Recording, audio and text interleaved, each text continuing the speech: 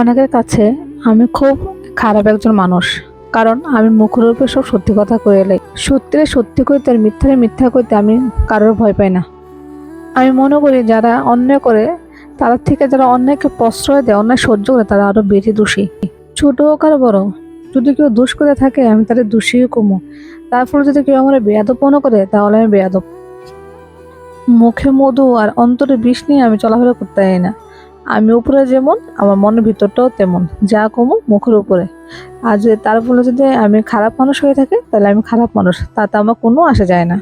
আমি এমন একজন মানুষ, যদি আমার কেউ ভালোবাসা দেয় তারা আমি 10% ভালোবাসা, তারা আমি 100% ভালোবাসা দিতে চিন্তা করতাম না।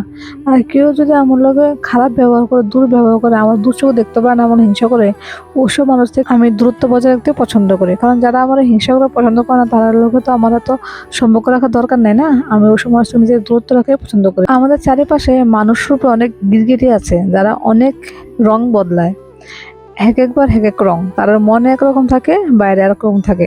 তো এইসব মানুষ থেকে আমি একটু দূরত্ব বজায় রাখি, আমার ভালো লাগে না এসব মানুষ।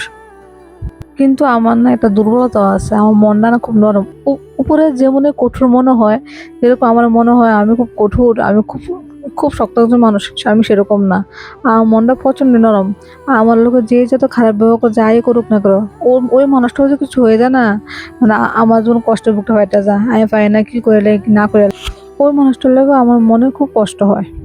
কিন্তু না, এখন আর নিজেরে পাল্টাতে হইব, এই অভ্যাসটা পাল্টাতে হইব। আমার আমার মন শক্ত করতে হইব, কারণ আমি মানুষ আপন ভাবলেও মানুষ আমার আপন ভাবে না।